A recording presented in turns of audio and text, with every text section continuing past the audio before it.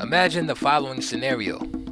You have come up on a man busily engaged in constructing something with wood, bricks, cement, etc. He is mixing cement in a kitchen blender, digging holes with a spoon, nailing boards with a rock. He has already shattered 20, and so on. Might be your first reaction. What are you doing? Building a house? Isn't it obvious? The familiar salt. Right, you nod. What kind of house? Don't know, as he picks up some cement with a fork and pours it into the blender. Shouldn't you be using the right kind of equipment? You attempt to bring some sanity into the conversation. What do you mean? Can't you see that these are working fine? And how? You quip. Well, let me see your blueprint. A what? What is that? He drops everything and transfixes you with an honest, quizzical look. As you are by now begging for this scenario to end, I will end it. But it is not really the end, as it is a good replica of how most people conduct their lives. Don't be too quick to exempt yourself. By chapter 10, you will be thinking very differently due to the lack of knowledge of self and the purpose of life. Most people in the world are going about the daily business of living with wrong ideas of what is life, what should be their true goals, how to correctly achieve their goals. There is not the slightest awareness that there ought to be, or that there actually exists a blueprint to guide our steps in life to the true fulfillment of our mission on earth. Such a blueprint is called a cosmogony. Cosmology, the study of cosmogony, has two fundamental goals. First, it provides an ordered and unified view of who and what is God, man, and the forces that administrate and sustain the world.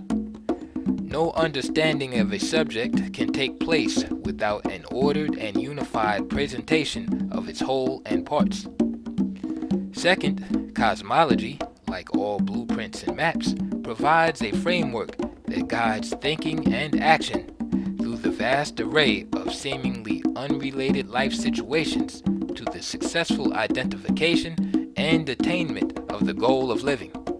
It achieves this by showing how all the events in a person's life are integrally related to his or her destiny. Through it, it is revealed the spiritual value of each and every event in a person's life. With a partial view of man's identity, and worse, no knowledge of his origin and destiny, people go on to create innumerable institutions, life goals, and undertakings. What if someone offered proof to the world that all things making up the world are integral and inseparable, functional and structural components of one being? The unity of all things in the world can be understood by the study of biological entities, as they are based on the same cosmogonical structure or blueprint. The human body, for example, is made up of thousands of different types of cells, numbering in the billions. Yet, they are all parts of one entity. They represent one life, and not billions of separate existences.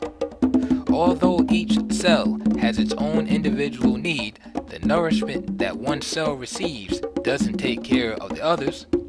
Yet, we all know too well what happens when even one cell begins to go its own way. Cancer. In spite of having individual needs, like all other creatures of this earth, their activities interrelate to maintain the one being which they collectively compose. But how do we know that all the cells in the body are integral parts of a whole? The answer is simple. Their interdependence, the harmony and order governing their interaction, and the fact that their individual activities can be shown to add up to the life of the whole they compose. Running through all the disciplines studying living things, biology, physiology, biochemistry, etc., as well as all other sciences, are the factors of order, interdependence, relationship, and the integration of seemingly separate things into a whole.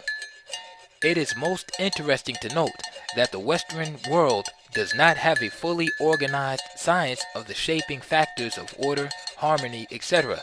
that permeates all sciences. Such a science, known in various degrees of sophistication to most non-Western nations, is known as cosmology. The term cosmology means the study of order.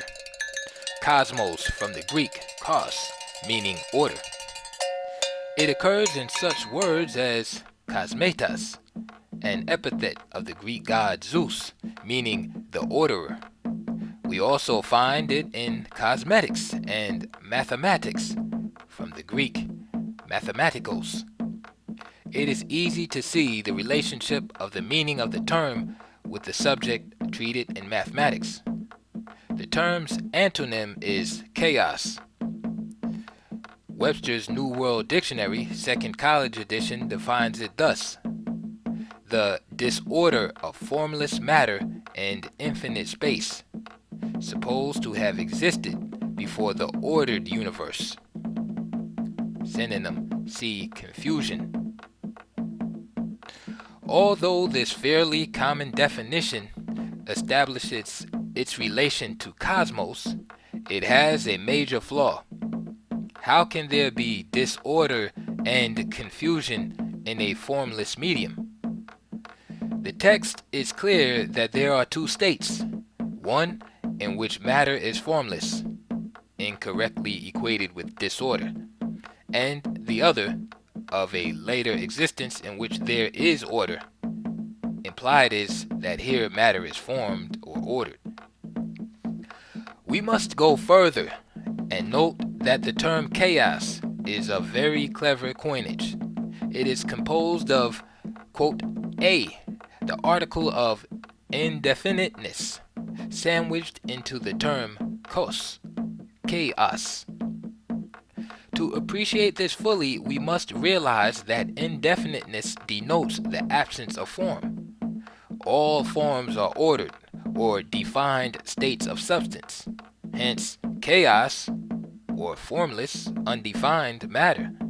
In other words, the indefinite article a denies the existence of order in the term chaos. Yet, in all truth, we will see that cosmology, the study of order, must start with the study of chaos. For the ordered realm is a mirror reflection, according to its own laws, of the non-ordered realm. Keeping the above firmly in mind, it will be easy to see that present-day Westerners have perverted the meaning of the words that are akin to kos. Cosmos is generally defined as the world and universe. Cosmogony as the theory of the genesis and development of the world and universe. Macrocosm as the great world or universe, and microcosm, anything that is regarded as a world in miniature, mankind, society, man, etc. What is at work here is the Western polarization in thingish thinking about a term that represents an abstract reality. Such thinking has kept Westerners from seeing that the so-called creation myths of blacks are mytho-scientific expositions of how to bring order into an area where there is none. The grand theme of the cosmological mytho-scientific literature of the black spiritual tradition is the absence of order in the early part of the man's life. Illnesses, social decay, and wars run rampant as a result.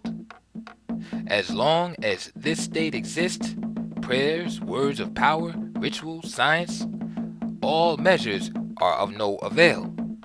This is the state that all Western nations find themselves in to date. The bringing of order into the situation is the first prerequisite for the correction of all the ills.